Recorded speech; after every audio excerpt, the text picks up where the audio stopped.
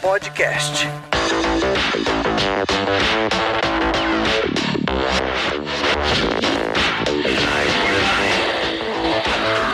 Fala pessoal, Reinaldo Siloto passando aqui rapidinho, só para lembrar que lá no nosso site oficial do TOTUS Developers você encontra muita informação sobre as tecnologias utilizadas dentro da TOTUS, além de muitos links interessantes, inclusive para todos os episódios deste podcast, além do link para o nosso Slack oficial. Então anota aí, developers.totus.com. Agora sim, vamos direto para o nosso episódio. E aí, pessoal, todos bem? TOTUS Developers Podcast começando. Hoje o tema é mais um tema incrível sobre gestão do conhecimento na indústria de software. E vocês viram aqui que a nossa sala está cheia, temos muitos convidados aqui. Muito prazer, sou Rafael Chinaglia, jornalista do TOTUS Developers. Estou aqui para facilitar o nosso bate-papo. E nós temos aqui na nossa sala Wesley Souza, Bruno Scott e Paulo Vitor, no nosso sentido horário aqui da nossa distribuição de câmeras. E eu quero já pedir que cada um deles possa se apresentar e, enfim, dizer quem são eles, o que eles fazem, onde eles trabalham, para que vocês possam entender um pouquinho a contribuição e a importância de cada um deles nesse bate-papo aqui. Então, primeiro, Wesley Souza, no nosso sentido horário aqui do nosso bate-papo. Wesley, bem-vindo. Obrigado, Rafael. Bom, como dito, né, meu nome é Wesley, sou desenvolvedor de software já faz alguns anos, não vou revelar quantos anos fazem, né? Atualmente sou desenvolvedor front-end pela TOTUS, desenvolvedor especialista. Sou também aluno de mestrado, minha pesquisa é focada em gestão do conhecimento, termina esse ano, se Deus quiser. E é um tema assim, bem importante para a gente estar tratando aqui hoje dentro da indústria de software. Muito bom. Bruno Scott, bem-vindo, pode se apresentar para a galera te conhecer. Obrigado, Rafael. Sou o Bruno Scott, né? Eu também trabalho na TOTUS. Na TOTUS eu estou aí há 2 anos. Eu trabalho mais na área de DevOps/SRI. Tenho uma responsabilidade mais voltada na parte de automação e suporte aos desenvolvedores, né? Então, esse assunto está bem atual e bem presente no meu dia a dia, principalmente envolvendo aí o contato e também prestação de serviço para os desenvolvedores, apoiando eles, né, e auxiliando eles na gestão do conhecimento, né. Então, é isso. Muito bom.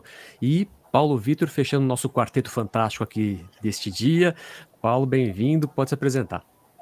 Obrigado. Um oi aí para o Rafael, Wesley, Bruno. É um prazer legal estar com vocês aqui. Estou bastante animado para o nosso papo. Bom, eu me chamo Paulo, eu sou Technical Writer, atualmente sou Team Lead da Monite, é uma empresa, uma API financeira. Sou Tech Writer com aproximadamente uns 8 anos de experiência. Também venho com um background de desenvolvimento, né? Também venho da área de desenvolvimento. E é isso aí, eu estou bem animado aí para o nosso assunto que a gente vai desenvolver na nossa conversa aí. Eu fiquei animado também porque o Paulo colocou uma camisa do São Paulo na parede, e isso aí, o tricolor paulista, né, comandando, né, o futebol. Pois é. Né?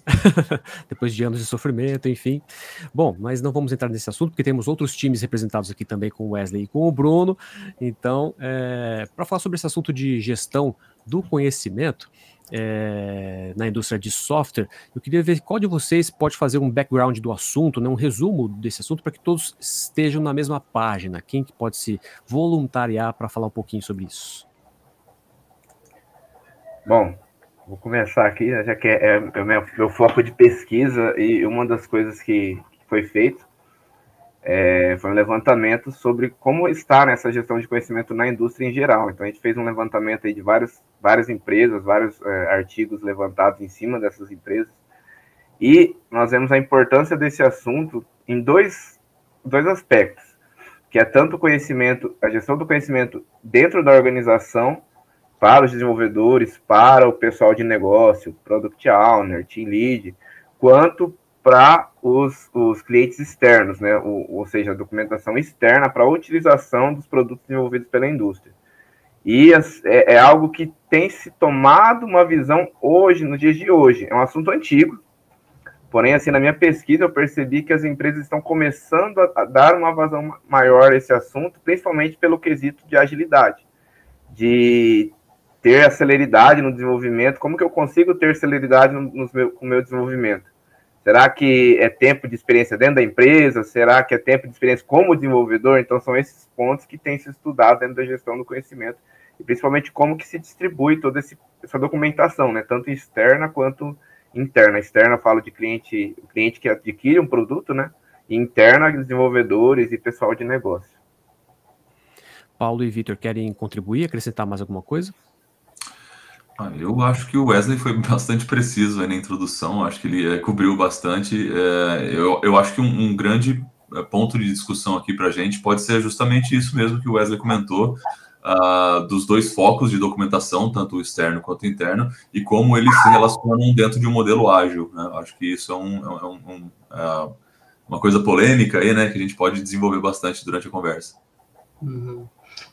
E tem também a parte de manutenção, né? Porque não basta apenas você escrever uma documentação, mas tem um fator muito da continuidade, né? Uma vez que você desenvolveu alguma coisa, você cria uma documentação sobre aquilo, só que ela pode se perder no tempo, então ela precisa ser mantida, né? Porque as coisas, assim, na vida, a única certeza que a gente tem, né, é que as coisas mudam, né? Então, como isso a gente mantém vivo, né? Isso é um assunto bem importante também.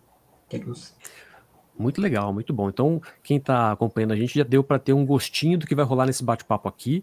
Eu quero pedir que você que está acompanhando a gente aqui, seja pelo YouTube ou pelo áudio apenas, no nosso podcast, que você curta a nossa transmissão, né? Porque quando a gente curte uma transmissão aqui no YouTube, a gente passa uma informação para a plataforma de que este é um vídeo relevante, né? Uma transmissão relevante, e com isso a plataforma passa a sugerir nosso vídeo para outras pessoas que também se interessam pelo mesmo assunto. Então, deixa o joinha aí, clica aí no curtir, para que a gente possa chegar em mais pessoas também e ajudar essas pessoas também a terem mais conhecimento sobre este assunto. Beleza? Combinados?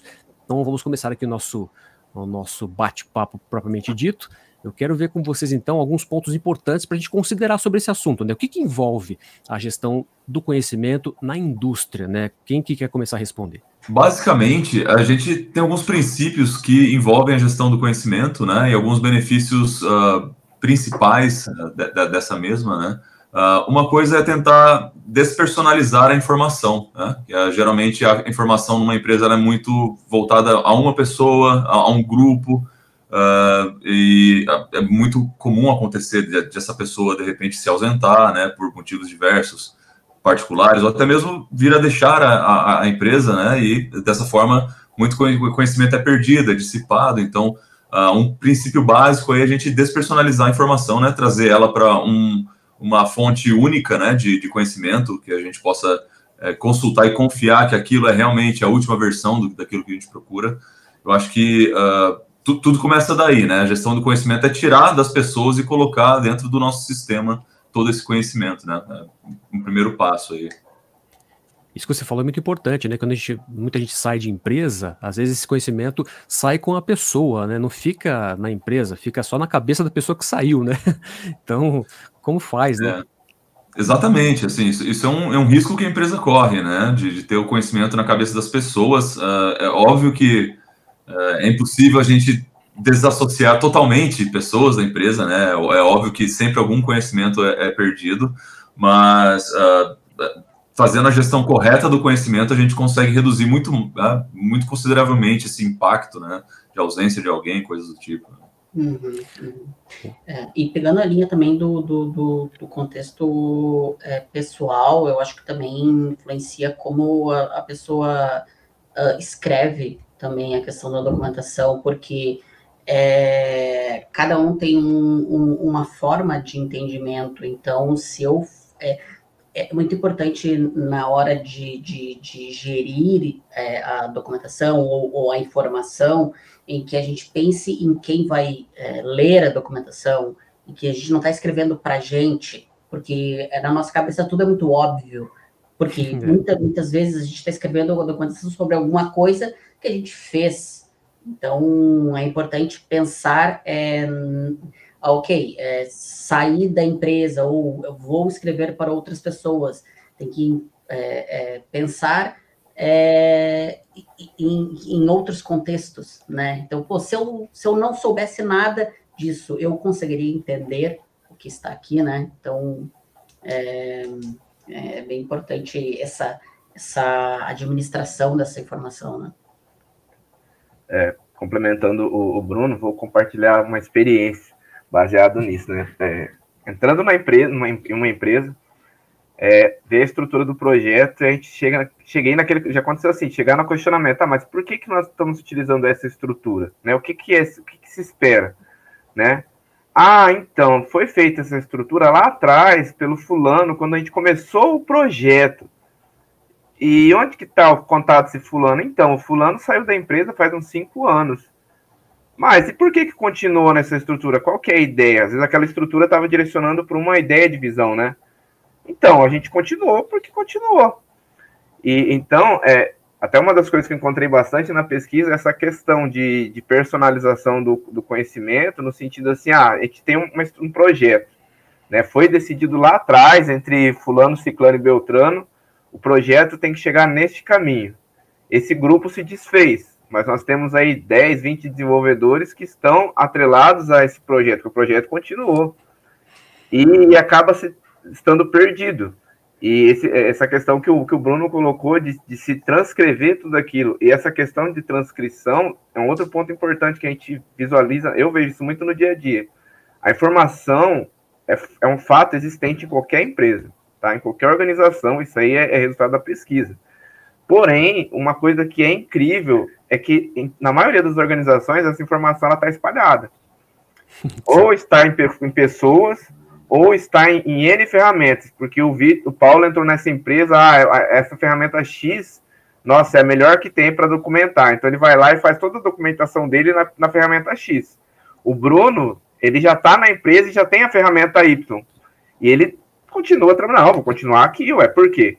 Então, falta, muitas vezes, essa visão da empresa em relação, não, peraí, eu não vou destruir o que já existe, né? Isso fica bem claro, principalmente falando-se de ágil. Você falar de destruir para o ágil é a morte, né? Nós vamos o quê? Nós vamos centralizar o que nós temos. O Paulo Vitor se entendeu melhor com essa ferramenta, o Bruno se entendeu melhor com essa, não tem problema.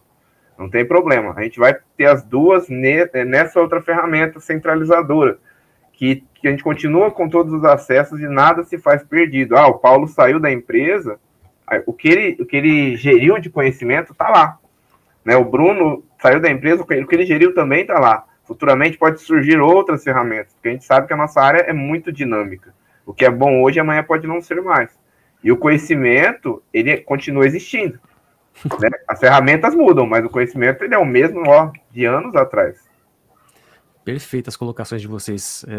Essa gestão do conhecimento, né, para ela poder ser centralizada, né, é necessário, é preciso excluir todas as fontes de conhecimento que já existem, na opinião de vocês, e aí ter que recriar tudo, ou não? Como é que é? Olha, eu acredito que essa decisão ela varia muito de empresa para empresa, de acordo com a necessidade e com as possibilidades de cada uma. Eu já enfrentei cenários das duas formas, tá? Eu já enfrentei cenários onde toda a documentação era centralizada em uma ferramenta, o que eu acredito como ideal, mas também é mais desafiador encontrar uma ferramenta que satisfaça um número maior de pessoas. E encontrei também um outro cenário onde cada grupo ou cada chapter, algo do tipo, preferia ter a sua ferramenta ali, alguns com viés mais técnico, outros com viés um pouco mais orientado a produto.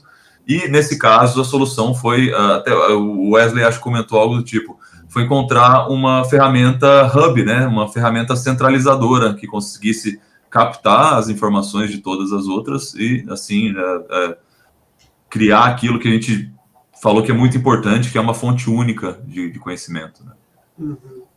Eu acho que excluir não é não seria a palavra, sabe? Mas eu acho que reciclar essas fontes e verificar se elas fazem ainda sentido e qual o esforço para também a gente fazer essa movimentação, porque às vezes a gente pensando na centralização, a gente vai gastar um esforço muito grande em ter que fazer a movimentação de um outro ponto onde já tem tanto conteúdo e que talvez até migrar tudo a gente perca muito tempo, muito esforço. Então, talvez pensar de uma forma com que linke essas soluções de maneira inteligente para que tu tenha esse hub centralizador, mas que em determinados pontos na qual tu precisa dessa informação externa, você possa fazer uma linkagem em comum, sai para saber mais,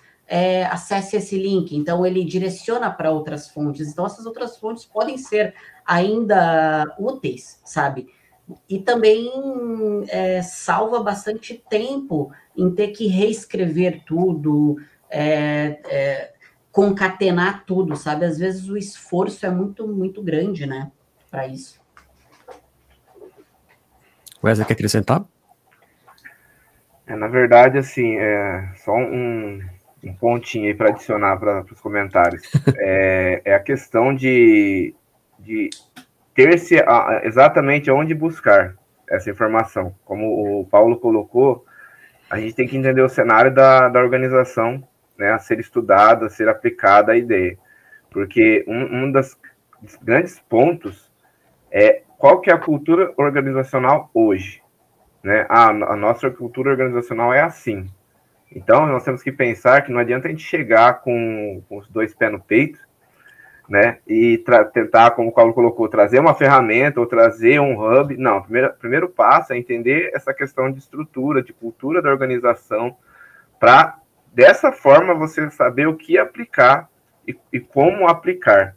Né? Porque uma coisa que se observa bastante é que, principalmente os desenvolvedores, falando de conhecimento interno, que é o que a gente tem trabalhado aqui, o Paulo trabalha com a parte mais externa, mas uma das coisas que nós observamos é a sede do desenvolvedor que ele tem de agilizar o seu trabalho, né? E muitas vezes ele procura aquilo que ele já está acostumado, né? Sai caçando pessoas, né? Procurando as pessoas em si, porque não foi instruído, a cultura da organização não trouxe essa instrução para ele. Então, tem todo esse viés para ser analisado e estudado durante o processo. Isso é muito legal que vocês falaram sobre a cultura organizacional da empresa, porque se uma empresa que perdeu vários talentos, digamos assim, no decorrer da sua existência, e não teve o cuidado sequer de dar uma destinação para todas as informações, os conhecimentos existentes, e se perdeu com tudo isso já mostra que a cultura organizacional até então tem alguma dificuldade ali de se manter, de existir, né? Então, o profissional que entrar nessa empresa vai ter muita dificuldade, né? Vocês acreditam nesse meu ponto de vista também ou não? Eu estou viajando. Sem dúvida. Eu acho que a informação para quem está começando, por exemplo, para um desenvolvedor que acabou de se juntar a um time, ela é um grande motivador para esse desenvolvedor, né? Se ele consegue ter uma curva de aprendizado mais rápida, ele obviamente se sente mais motivado, a não só desenvolver, mas também a documentar o seu próprio processo, né? Ele se sente contaminado pela cultura da documentação e se sente até, entre aspas, na obrigação de também colaborar com a parte dele, né? Na documentação. Esse é o cenário ideal, né? Se a gente conseguir engajar os desenvolvedores dentro desse pensamento, assim, eu acho que é um cenário bem, bem interessante para a companhia. A documentação pode ser ágil na visão de vocês? Rapaz, aí eu vou abrir, porque essa é uma polêmica tanto na indústria quanto na academia, né? É uma das coisas que eu encontrei na minha pesquisa, por exemplo, quando nós falamos sobre arquitetura e ambiente ágil e documentação. Porque a arquitetura de software, né, tanto a arquitetura de back quanto de front, quando se é separado, existe a necessidade de documentação, porque ela tem que disseminar esse conhecimento para os desenvolvedores, para que eles tenham um chão de fábrica, né, por assim dizer. E por mais que nós temos aquele conceito, mas nós temos liberdade para desenvolver, concordo. Só que nós temos que manter as estruturas básicas, né? Como eu falei, o conhecimento antigo, padrões de projeto, código limpo, né? Arquitetura limpa, arquitetura ágil. E quando eu falo desse tipo de processo, parece que surge um monte de coisa na nossa cabeça e o ágil vem cortando isso, porque o ágil, quando nós falamos de documentação como sempre foi, o ágil não vai apoiar nunca, porque eu despender um tempo considerável para documentar aquilo que eu estou fazendo não é aceito, porque você tem sprints curtas, você tem que entregar o produto naquela sprint. Só que isso acaba sendo, nos dias de hoje, uma balela. Porque, por exemplo, eu como desenvolvedor front-end, eu tenho ferramentas de documentação que eu estou desenvolvendo a minha issue e eu vou fazendo annotations no meu código e eu já tenho uma ferramenta embutida que ela gera essa documentação automática. Então, quer dizer, eu estou desenvolvendo, eu não estou acrescentando mais tempo no meu desenvolvimento. Da mesma forma, a estrutura de arquitetura. Por quê? Da mesma forma, o tempo que eles estão gastando montando o processo é simplesmente pegar aquilo que eles adquiriram, levando em consideração hoje a internet, cara, que está tudo aí. Nós vamos utilizar a arquitetura X, né? Vamos utilizar no front-end a arquitetura de Standalone Components. Eu não preciso documentar isso, porque já existe a documentação. Já está lá no site do desenvolvedor, do produto, né? Do framework. Eu pego aquela documentação e eu disponibilizo para os meus desenvolvedores. Ou seja, eu estou ali na mão. Então, isso desmistifica algo que existe muito grande em relação a isso. Mas se tem que ser ágil, eu não posso documentar. Depende, né? Quando eu me formei, eu fiz um livro desse tamanho. Gastei os 6 meses para montar a Bíblia. Hoje não existe mais isso. Quer dizer, as ferramentas elas têm evoluído para nos auxiliar. O que falta é exatamente, né, voltando naquele ponto, é trazer a cultura para a empresa, mostrar, olha, traz resultado, nós podemos ver a melhora do onboard dos desenvolvedores e até a melhora do onboard, vou até abrir para o Paulo, a questão do onboard do cliente que está adquirindo um produto novo, né? Esse ponto aí é essencial.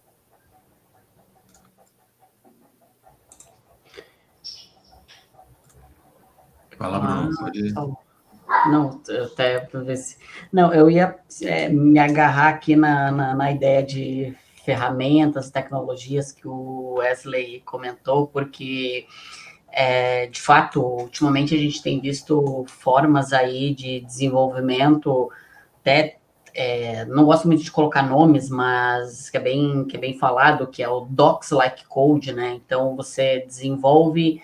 E, ao mesmo tempo que você gera o seu código, que nem o Wesley comentou ali, colocando annotations e tudo mais, isso acaba gerando a própria documentação, porque nada melhor do que documentar no momento em que você está fazendo aquilo. Então, nada mais fácil de explicar do que no momento em que você está fazendo, porque depois que passa um tempo, você já começa a perder um pouco o entusiasmo nisso, talvez até já não se lembre muito bem, então aquela informação está muito quente, então se a gente conseguir extrair o máximo dessa informação enquanto tá viva, é melhor. Óbvio que eu acredito que posteriormente necessite uma revisão, né?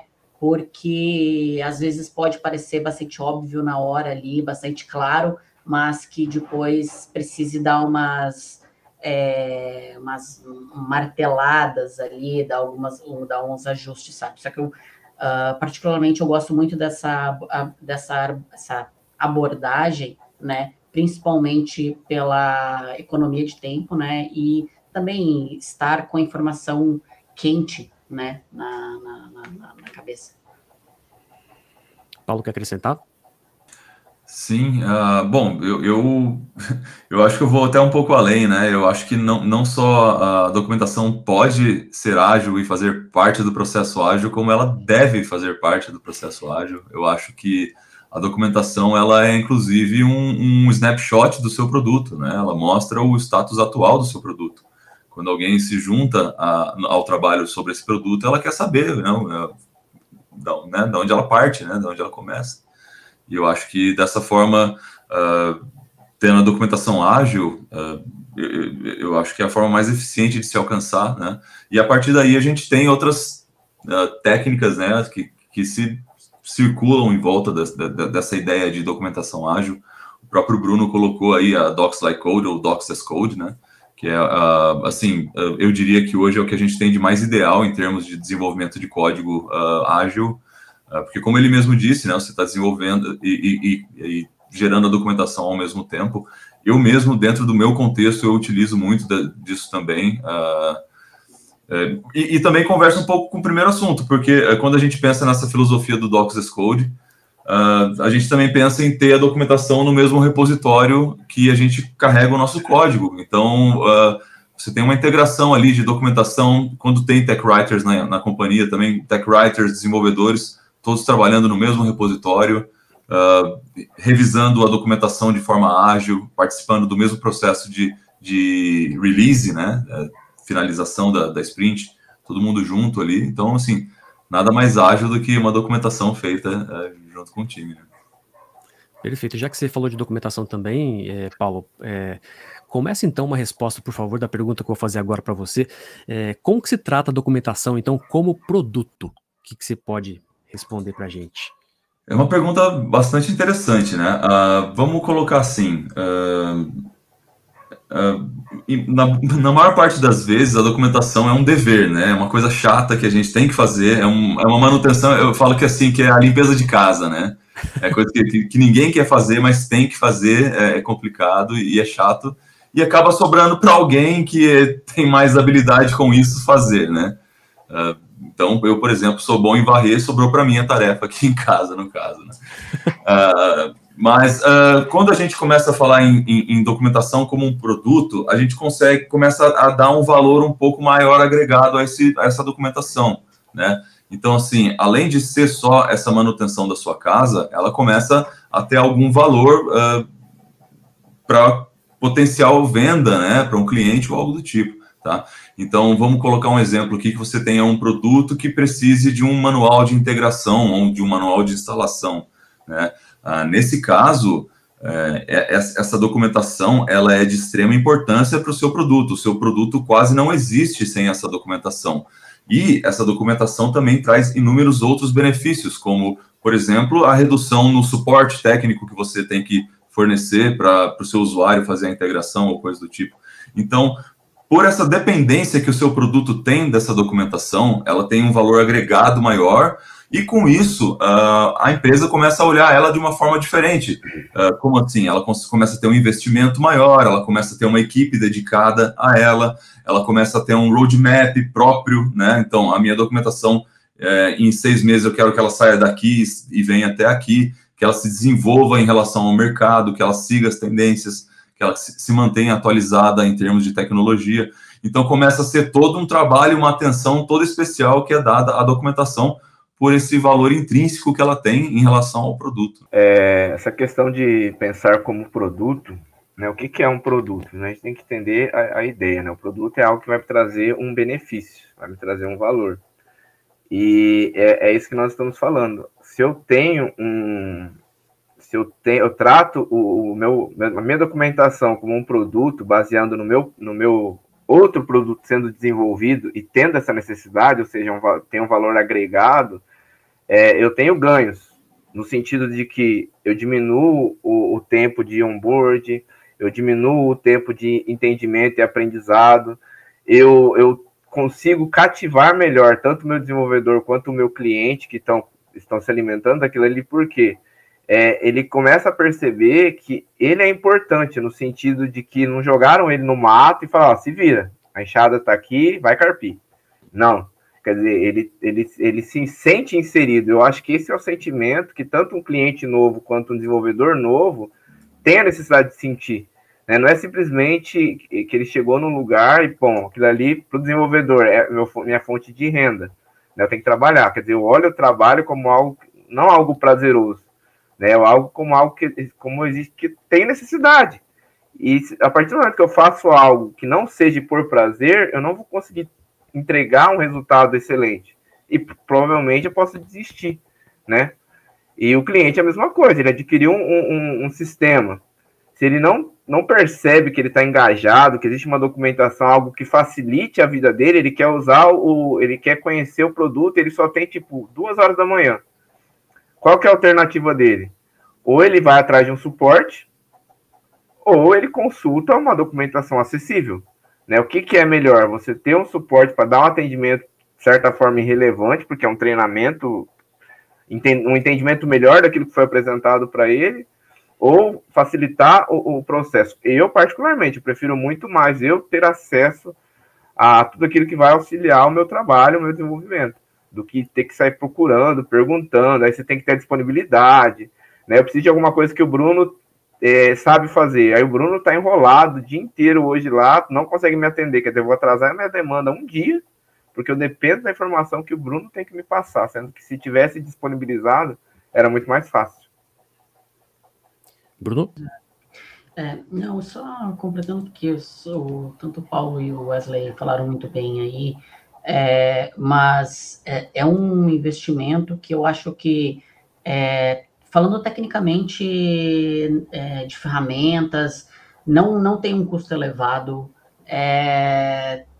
tem inúmeras possibilidades, alternativas e métodos de se fazer, mas o melhor sempre é manter o mais simples possível, né? Na medida do possível, para que fique fácil em para quem vai produzir, né? E também principalmente para quem vai produzir, porque acaba se engajando mais fácil. Então, se tu coloca um processo muito complexo para quem tem que desenvolver aquela documentação, algo muito burocrático ou muito complexo, a pessoa já vai desanimar e não vai dar muito boa, e a saída desse produto, ela precisa ser simples, e precisa que quem for ler, quem for consumir essa informação, tenha a maior clareza possível, né? Então, tem que se pensar tanto no aspecto da entrada, principalmente no aspecto da entrada, quanto no aspecto da saída, né? Acho que são o meio aí eu digo, manter o processo mais simples possível, sabe? Seja com ferramentas ou manual mesmo, sabe? Excelente, excelente. Uma aula, né, de conhecimento que a gente está compartilhando com vocês que estão acompanhando a gente aqui. Nosso tema de hoje é gestão do conhecimento na indústria de software, e você que está acompanhando, seja pelo YouTube ou pela sua plataforma de áudio, pega esse link e compartilhe com quem você conhece, né, sua amiga, seu amigo ou parente, enfim. Peça para essa pessoa ouvir também e aprender também com esse nosso bate-papo hoje aqui. Eu quero entrar em alguns pontos de discussão que trazem uma certa credibilidade para a gestão do conhecimento e a sua centralização, digamos assim, por meio, né, através da documentação, né? O primeiro ponto a gente pode dizer que é a primeira impressão de quem está tendo contato com essa gestão do conhecimento, enfim, o que vocês podem acrescentar para a gente aqui?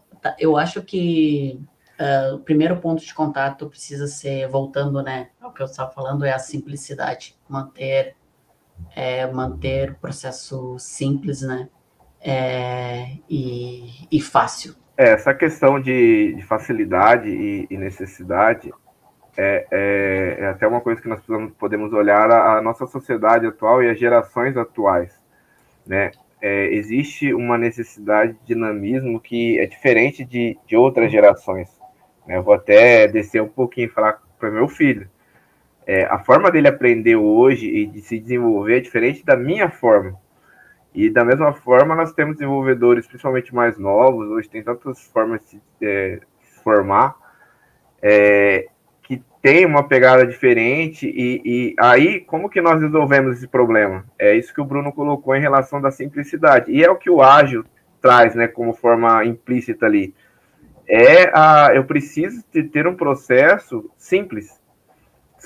Quer dizer, eu já tenho um cara que sabe programar, eu já tenho um cara que sabe operar sistemas. Por que eu vou dificultar? Né? Por que eu vou atrapalhar a questão de liberdade ou de mostrar para ele os caminhos que a empresa tem para que ele possa se desenvolver ali e poder utilizar a cultura da empresa a seu favor, né? Não ter aquela coisa, você vai ser desligado. Por quê? Porque, cara, você não conseguiu se integrar, a gente não conseguiu. E aí entra aquela, mas quem é o culpado? É a empresa? É a pessoa? Aí fica naquele jogo, né? Os dois são culpados. Na verdade, não importa. A questão é, a empresa contratou um cara, não conseguiu engajar esse cara, e teve um tempo, né, um dispêndio que se perdeu com isso, e tem custo, né? Levando em consideração que nós estamos falando de indústria, a indústria tem um custo. Então, não se é suscetível a erros. Igual o Bruno falou, hoje não tem como aceitar a empresa falar, eu não quero gerir isso, eu não quero organizar, vou ter que separar um setor, como o caso da empresa do Paulo. Poxa, eu não tenho hoje na minha empresa, eu vou ter que separar isso. Não necessariamente, porque o dispêndio de tempo é muito curto para fazer essas coisas. Eu e o Bruno, a gente começou esse trabalho aí de disseminar essa gestão do conhecimento na empresa, e ele está no setor dele, eu estou no meu, e as minhas entregas não podem diminuir, as deles também não. E a gente acabou conseguindo conciliar e está indo, né? Quer dizer, existe a possibilidade. A forma que vai ser trabalhado, aí cada um tem que se tomar. A grande questão é, eu posso não trabalhar com isso? Cara, hoje eu acho que isso não é algo relevante a se colocar. Exatamente, eu acho que existe gestão de conhecimento para todos os tamanhos de empresa, para todos os tipos de empresa. O importante é que ela seja feita, né? Não importa qual seja a sua realidade, obviamente você pode adaptar a sua realidade, né?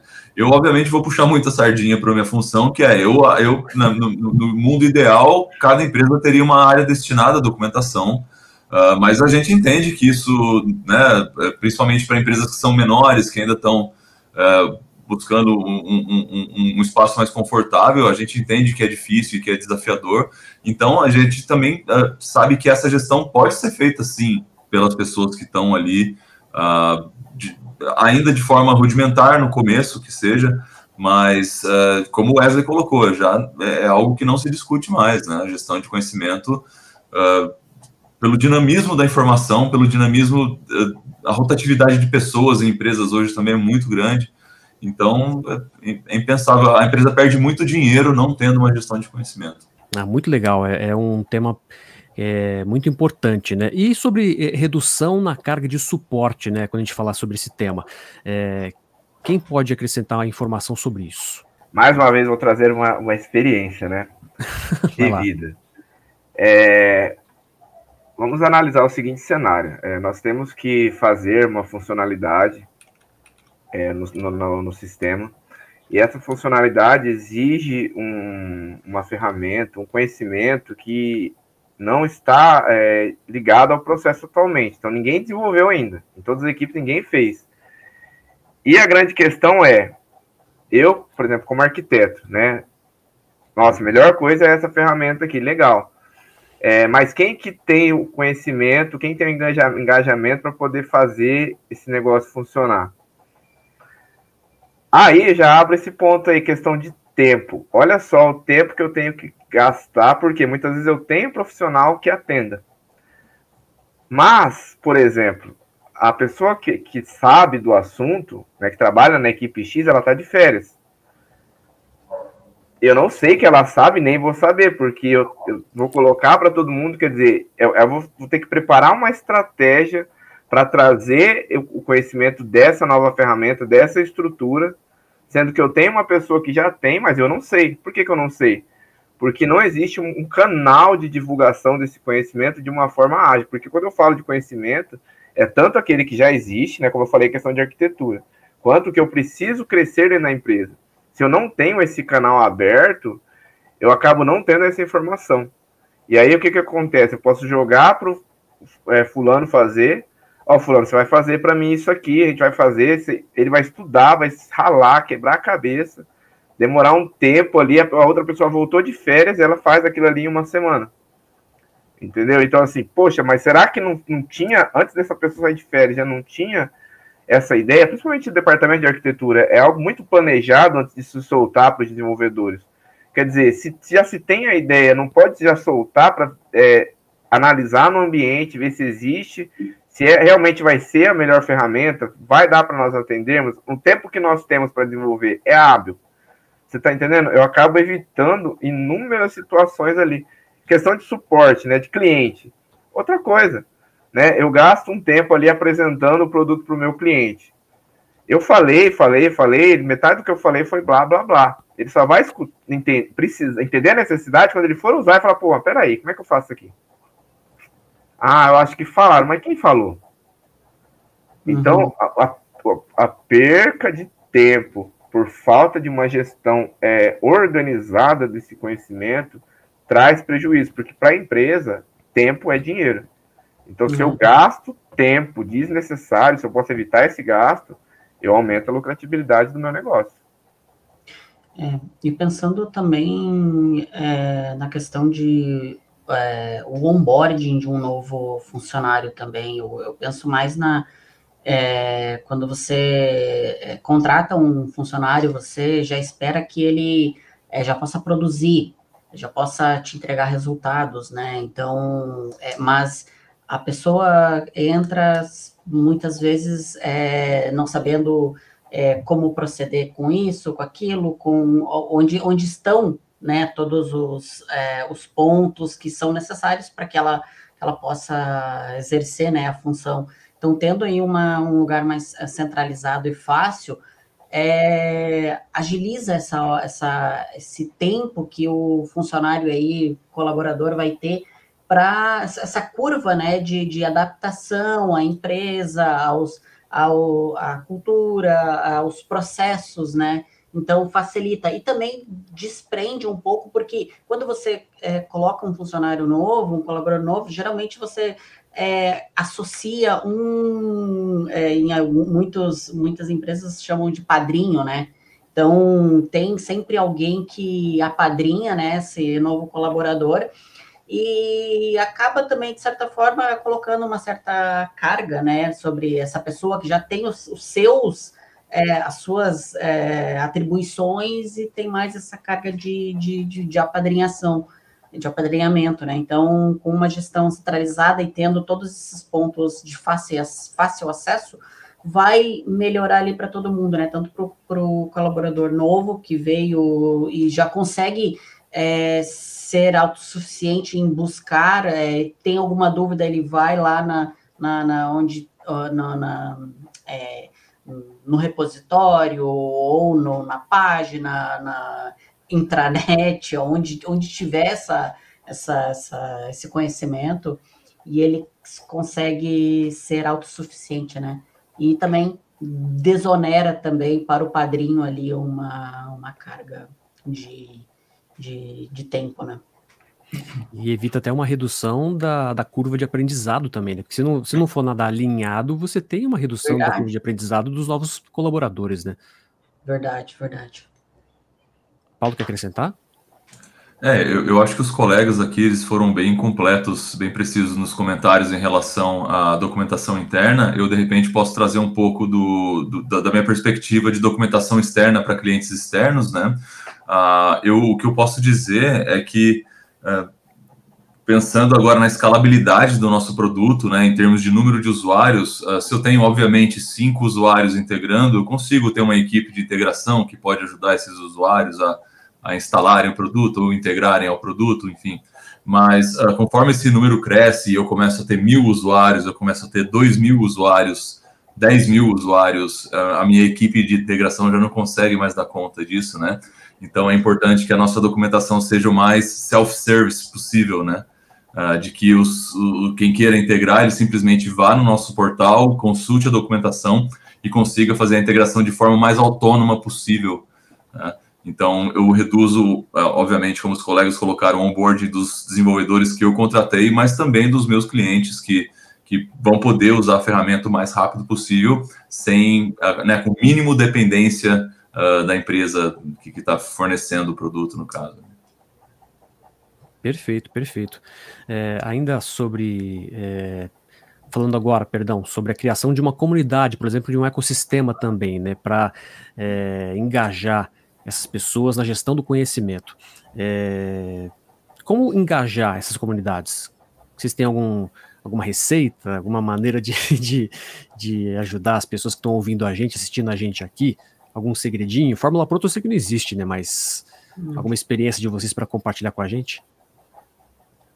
Eu acho que trazendo ferramentas ou até mesmo trazendo essa prática mais próxima de quem vai consumir. Num contexto de desenvolvimento, trazer essa fonte desse conhecimento mais próximo do dia a dia dele. Então, eu acho que a documentação ou o repositório da documentação, ela precisa estar sempre a um clique ou a um passo do desenvolvedor, porque sempre que tem uma dúvida, ele saiba para onde ele deve correr, para que também evite aquele estou a um chat de distância do meu colega que sabe, entende? Então, você tem aí um ponto de conexão, e aí pode ser uma ferramenta na qual o desenvolvedor já usa, né? Até mesmo o próprio repositório onde o desenvolvedor já desenvolve facilita, sabe? E, obviamente, que toda informação não precisa estar sempre naquele lugar. Por exemplo, vou ter um repositório todo, vou ter uma bíblia dentro do repositório, não necessariamente, mas eu acho que trazer pelo menos o fio para onde traceja todo o restante para próximo de quem vai consumir, né? Então, eu acredito que começamos por ali para que a pessoa possa se engajar mais e... Eu vejo, assim, dois pontos, né? Porque você tem a comunidade externa e a comunidade interna, né? A comunidade interna, trazendo experiência, por exemplo, dentro da empresa, quando nós estávamos disponibilizando o produto e colocando os acessos, eu cheguei a perguntar para um tech lead de um grupo, de uma equipe, se o pessoal chegou a utilizar, chegou a dar uma olhada, e a resposta que eu tive falou, olha, a ferramenta é boa, né? Na apresentação que foi feita para os tech leads, se percebe que ela consegue atender, mas falta muito apresentar de uma forma mais completa para todo mundo, para que todos possam ter um acesso, porque uma das questões que a gente sempre coloca é o quê? Principalmente nessa apresentação que foi feita para os tech leads, olha, vocês estão abertos a acrescentarem pontos, a removerem ou colocarem pontos que não estão sendo compartilhados de conhecimento, que é necessário para a equipe de vocês, por exemplo, porque é uma necessidade para uma equipe, mas pode ser para outros que não foi comentado. Então, esse engajamento na comunidade interna já é o primeiro passo, né? Quando você consegue engajar, geralmente utilizando ferramentas mais conhecidas externamente, você acaba abrindo espaço para que ele possa se engajar com comunidades existentes externamente e até trazer para dentro da organização, eu vi em tal lugar, né, na comunidade de documentação que usa aquela ferramenta, a empresa X que usa, eles conseguiram integrar a ferramenta X, né, o Gira, muito utilizado. Conseguiram integrar nessa ferramenta. Maravilha, que a gente consegue, com essa informação, é mais fácil para a gente poder analisar e ver o que pode ser feito dentro da nossa empresa. Então, essa questão de engajamento, ela dá valor para o conhecimento, para a documentação, ou ela mata isso dentro da organização. E a organização muitas vezes pode vir com aquela, mas não funcionou, a gente tentou. Mas não é só tentar, né? Tem que fazer o engajamento. Essa questão de engajamento de comunidades externas é interessante, porque se você for pegar alguns modelos de sucesso, como isso eu falando um pouco dentro da minha área de APIs, né? Mas um caso da Stripe, por exemplo, né? Um dos pilares do sucesso deles é que a comunidade de desenvolvedores externa é engajada em torno do produto deles. Então, a própria comunidade é uma vendedora do produto, né? Eles muitas vezes falam, não, vamos de Stripe porque eles têm a melhor documentação para integração, consigo fazer tudo sozinho, a API é clara o suficiente, ela é bem estruturada, enfim, você conseguindo trazer uma comunidade ao redor do seu produto, as suas chances de sucesso externo também aumentam, né? É aí que a gente falou do valor intrínseco da documentação, né? Sim, sim. Com certeza. A gente já comentou bastante aqui sobre a criação de comunidades, enfim, sobre a facilidade de integração e expansão também, sobre metodologia ágil, e eu queria ver com vocês agora sobre o feedback valioso para melhorias, né, dessas documentações. Como é que eu calculo o feedback, né, da minha documentação? Quem quer começar? Olha, rapaz. Polêmico esse, né? Polêmico, né? Toda vez que nós abordamos, olha a situação, vou apresentar o cenário, né? Nós, desenvolvedores, tanto a parte de negócio quanto a parte técnica, somos de exatas, né? Não é uma área humana em si. E quando eu falo de gestão de conhecimento, eu estou trazendo um assunto que eu posso engajar em qualquer área.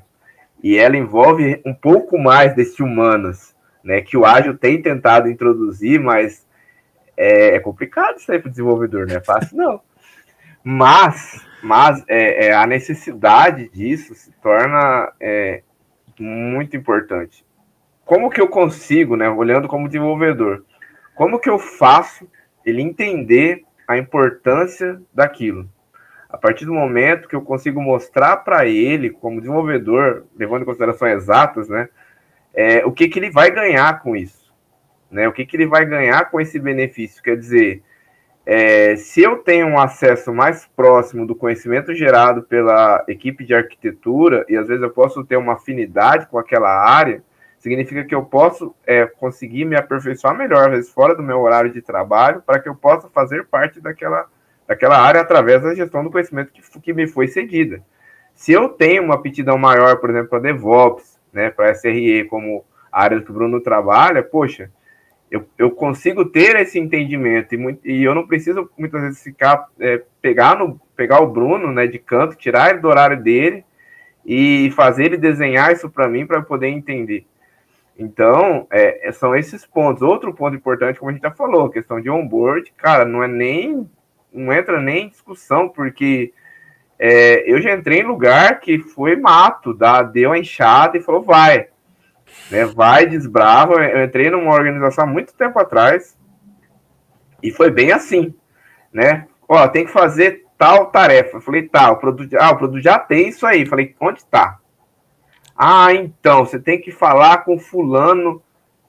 Tá, cadê o fulano? Era uma empresa que estava começando a trabalhar com home office. Tá difícil, né? E achar o fulano, e ter a disponibilidade, porque você depende da forma que a pessoa trabalha. Tem pessoa que não é que ela não tem interesse em disponibilizar o que ela sabe, mas às vezes ela não tem o traquejo, né? Aquele desenvolvedor das cavernas, aquele que foi treinado dentro daquela salinha escura e aprendeu a desenvolver, entregar o produto e tá certo. A vida dele é assim.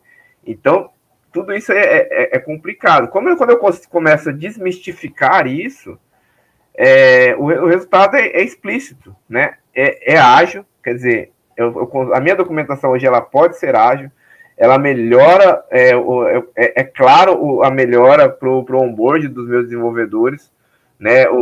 A questão até de code review, de estrutura, né? Você fazer o code review de um desenvolvedor por regra de negócio é uma coisa. Agora, você fazer um code review de desenvolvedor porque o padrão dele está totalmente fora da estrutura do sistema inteiro é outra coisa. Então, toda vez que eu tenho isso exposto de forma clara, eu economizo muito tempo e muito dinheiro. Né? Falando de organização é dinheiro, não adianta. Né? Eu sou uma máquina de gerar dinheiro para onde eu trabalho, ponto. Né? Então, se eu consigo transformar esse processo em algo ágil, é óbvio que a empresa vai gostar. Isso garante tanto a minha permanência, quanto facilita a entrada de outros para a expansão do próprio negócio, né? Bruno e Paulo querem acrescentar também? Eu acho que você consegue, de uma maneira talvez empírica, né? Mas eu acho que você consegue ter o feedback, falando de feedback dos usuários, né? Acho que você consegue ter esse feedback quando as pessoas param um pouco de perguntar, param um pouco de ter esse contato com as outras pessoas, e elas conseguem, de uma maneira mais autossuficiente, achar as dúvidas, achar como a arquitetura funciona. Eu consegui achar porque estava na documentação em tal lugar. Eu entendi isso, entendi aquilo. Quando as pessoas deixam um pouco de buscar deixam de perguntar, né? Mas, obviamente, que isso é uma análise, ou pelo menos isso tu consegue dimensionar somente de uma maneira não com dados em si, né? Não consegue extrair muita informação desse tipo de métrica, né? Mas uma abordagem que eu acho interessante estando na própria documentação, você ter ferramentas e técnicas que analisam a satisfação da pessoa ao ler aquela documentação, né? Então, há muitas aí, a gente acha em muitas documentações aí na internet, em muitos formatos, de que o que você achou desse documento? Avalie este documento com tantas estrelinhas, deixe um comentário para o documento. Eu acho isso muito valioso, porque ajuda a dar o feedback para quem está escrevendo, de que realmente aquilo está ajudando ou não. Eu não entendi nada que estava nessa documentação e não faz sentido. Então, ajuda a guiar justamente as pessoas que estão escrevendo a melhorar. Não, então temos que ir mais para um caminho para a esquerda, mais para cá, mais para lá, né? Porque a documentação não ajuda somente não é só uma via, né? Não é só para melhorar para a pessoa que vai ler, mas para quem está escrevendo, esse feedback, talvez nesse formato, auxiliaria bastante, né? E é isso. Paulo? Cara, eu acho que uma das perguntas que eu mais recebo é como eu calculo a qualidade ou os benefícios da minha documentação. Geralmente é porque precisam justificar para algum gestor, né, ou algo do tipo. E isso é bem complicado mesmo. Assim, eu concordo com o que os colegas falaram aqui, né? Eu acho que em casos como esse, o feedback numérico ele não é tão preciso assim. É claro que eu uso, por exemplo, ferramentas como o Google Analytics na minha documentação e eles trazem insights interessantes, mas eu acho que o feedback orgânico nesse caso ele é mais valioso, assim, né? Ouvir a opinião das pessoas, né, que estão utilizando a documentação. O exemplo que o Bruno colocou desses inputs, né, de nota, de avaliação, ou até mesmo de contribuição para a página, né? Eu acho que eles são super valiosos. Eu colocaria também, eu adicionaria a esses exemplos que eles colocaram desse feedback que é um pouco mais passivo, né? Que você está ali exposto a receber um feedback. Eu colocaria também um feedback um pouco mais ativo, que eu costumo fazer, por exemplo, depois de cada integração eu mando uma pesquisa para quem fez a integração, pedindo a opinião dele em determinados setores da documentação, como foi a experiência dele. E não só faço isso com os nossos clientes, como faço com os desenvolvedores que entraram na empresa, passaram pelo onboarding através da documentação, e ali mesmo eu já coleto o feedback deles também. Como foi a experiência para você na nossa documentação, né? O que você acha que ela te ajudou? Isso te ajuda no próprio feedback, como também como um dado, uma estatística, para que você possa justificar também a qualidade do trabalho. Que é o tal do feedback construtivo, né? Uhum. Que é importante para toda empresa crescer, né?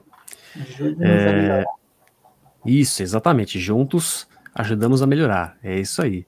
E claro, quando você pede feedback, quando você se coloca nesse papel de estar aberto, né, para um feedback, ou quando você pergunta qual que é a opinião da pessoa, enfim, você tem que também estar disposto a ouvir o que você não quer, né, para poder melhorar. Esse é o objetivo de todo feedback, né.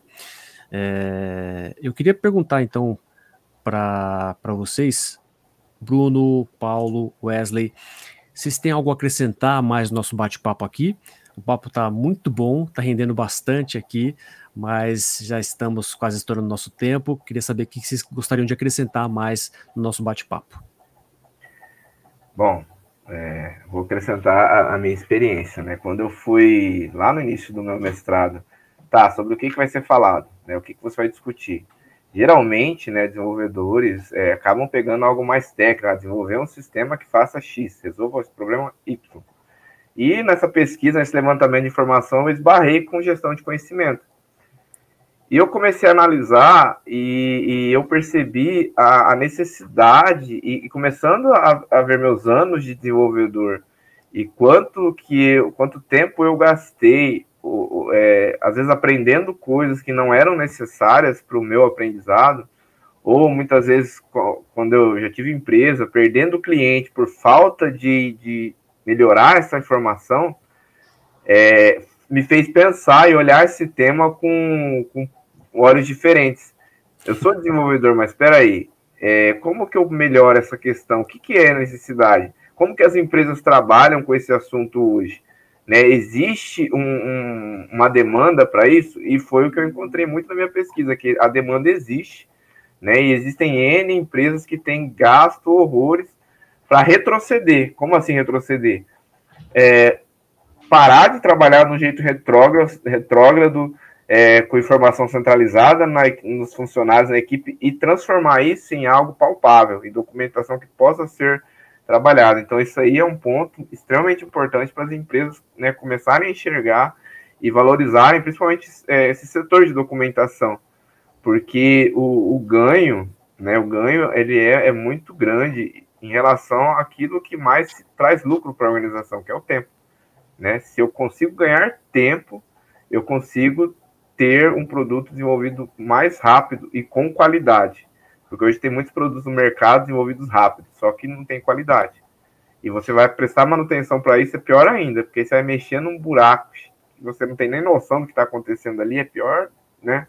É a pior coisa que existe. Então, assim, é um ponto muito importante para as empresas, para os desenvolvedores mesmo, que não gostam de fazer esse processo, né? Entenderem que existem caminhos hoje fáceis, né? Que não vai despender um tempo, não vai precisar escrever horrores, né? Como eu escrevi um TCC desse tamanho, uma documentação no software gigantesco.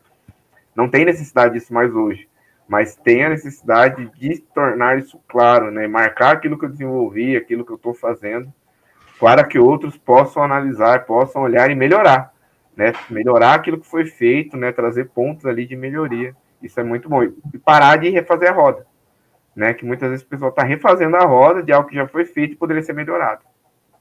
Uhum.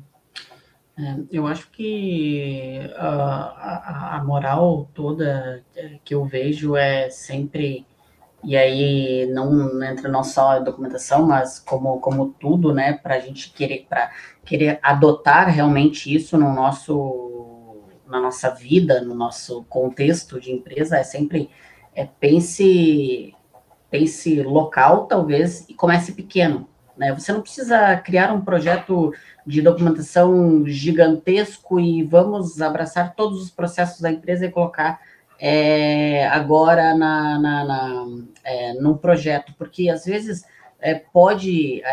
você pode ter escolhido a forma mais equivocada e pode se frustrar e depois achar que isso realmente não funciona, mas às vezes começando pequeno, colocando o seu dia a dia, o seu processo talvez pequeno, no caso de atendimento, Service Desk ou modelo SRE, na qual como eu abro um chamado, como eu faço isso, né? Então, processos pequenos ajudam a ter uma visibilidade maior daquilo que a gente quer chegar, então facilitam muito, sabe? Do que você já querer planejar ter um plano de documentação que abranja a corporação, a empresa inteira. Então, talvez comece numa área específica, em um contexto específico, para que ganhe tração e que as pessoas entendam que aquilo é é importante, sabe? Que outras pessoas, e aquela coisa, né? Outras pessoas vão ver que aquilo está sendo feito, realmente, isso é importante, eu vou fazer aqui na minha área também, sabe? Então, isso acaba atraindo e mais pessoas, né? Conquistando outras pessoas. Contaminando, como dizem, né? Paulo? Sim, sem dúvida. Bom, eu gostaria só de pontuar assim, que eu acho muito interessante a discussão sobre o assunto, né? Eu acho muito interessante esse assunto estar sendo colocado em pauta, não importa o tamanho da empresa. Antes era um assunto muito menos divulgado, muito menos, né, de muito menos interesse para as pessoas envolvidas. E agora eu vejo assim, existe bastante espaço, né? Como essa conversa, por exemplo, as empresas estão muito mais abertas a gestão do conhecimento, estão cada vez mais entendendo a importância e os benefícios da gestão do conhecimento. Então, assim, é mais uma constatação, né, de uma situação que tende a melhorar bastante e que eu vejo com ótimas perspectivas para o futuro, né? Excelente. E se você que está ouvindo a gente, assistindo a gente, percebe que na sua empresa ou alguma empresa que você conhece de algum amigo seu, amiga sua, também passa por essas dificuldades ou por esse desafio, né, de ter uma gestão do conhecimento, indique o nosso podcast para essa pessoa poder se inteirar um pouco mais e saber um pouco mais sobre esse assunto, ou dê a ideia de criar discussões internamente para que vocês possam chegar num acordo, num denominador comum e entenderem o que está acontecendo para melhorar, né, o processo de vocês internamente. Paulo, obrigado por hoje, obrigado por por compartilhar tanto conhecimento com a gente. Bruno também, muito obrigado pela gentileza de vocês. Wesley, muito obrigado. E querem deixar as considerações finais de vocês, começando agora na maneira invertida, primeiro pelo Bruno. Não tenho muito o que falar, não. Eu acho que agradeço bastante a oportunidade de participar dessa conversa aqui. Achei muito bacana. Eu acho que, como o Paulo falou, eu acho que a gente precisa expressar e às vezes até é de um conhecimento mútuo das pessoas, mas às vezes pelo conhecimento ficar represado, as pessoas sabem tenham que precisam fazer, mas por onde eu começo, ou enfim, eu acho que essa disseminação desse conhecimento é bem importante para que todo mundo entenda que não, realmente, eu acho que precisamos seguir essa linha também, porque está se tornando um conhecimento, um entendimento universal e que é por aqui mesmo que a humanidade está indo, sabe? Mas agradeço bastante a oportunidade e forte abraço aí para vocês, Wesley, Rafael, obrigado, Paulo também. Paulo, a palavra é sua. Primeiro de tudo, eu queria agradecer o convite de vocês aí, foi um papo muito legal, foi muito legal conhecer vocês, foi muito legal aprender com vocês, compartilhar também conhecimento, é sempre um prazer, né? E, muito feliz aí, então, muito obrigado, Rafael, Wesley, Bruno, e é isso aí, vamos continuar falando sobre o assunto, né? Informação é poder.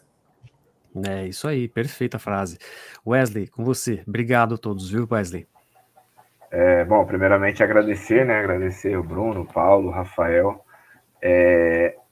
E, assim, o que eu penso de futuro, esse assunto é de extrema relevância, pretendo continuar minha pesquisa, né? Como o Paulo disse, essas discussões são importantes, porque a partir do momento que eu coloco algo em pauta e eu começo a fomentar isso, nós começamos a ter ideias diferentes, nós podemos chegar num consenso que consiga atender a uma demanda de uma forma mais excelente, né? Quando eu tiro a ideia da cabeça de um só e eu uso várias cabecinhas pensantes para trazer uma solução, eu consigo ter uma visão com uma perspectiva diferente.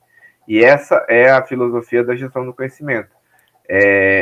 Aumentar, você tirar aquela visão individualista. Eu tenho um desenvolvedor, nossa, esse cara é o cara entre 10, e não tem melhor que ele. Não, eu tenho 10 desenvolvedores, não. Essa equipe é a melhor equipe que eu tenho. Por quê? Porque ela não existe nada que todos não saibam, não existe nada que não é compartilhado. E esse é o importante, porque quando eu tenho um trabalho dessa forma, o meu crescimento é exponencial, é fora do limite, né? Perfeito, perfeito. E tô para te dizer que esse nosso bate-papo de hoje aqui vai ajudar pessoas de outras áreas também, porque gestão do conhecimento é isso, não é só para a área de software também, que é o nosso mote de hoje, mas qualquer área pode se ater a esses conhecimentos que a gente contribuiu, compartilhou aqui, também para adaptar a sua área e ver o que é importante para chegar num denominador comum, novamente, essa palavra difícil para mim, e todo mundo conseguir ter melhorias na entrega do seu trabalho. Perfeito, pessoal. Muito obrigado, então, a todo mundo que acompanhou a gente aqui. Obrigado a você que ouviu a gente, assistiu a gente aqui. Mais uma vez, compartilhe o nosso podcast, este episódio com quem você acha que vai se interessar também por este assunto. E muito obrigado. Até a próxima. Valeu, Wesley, Bruno, Paulo e a todos que acompanharam a gente aqui. Tchau, tchau, pessoal. Até mais.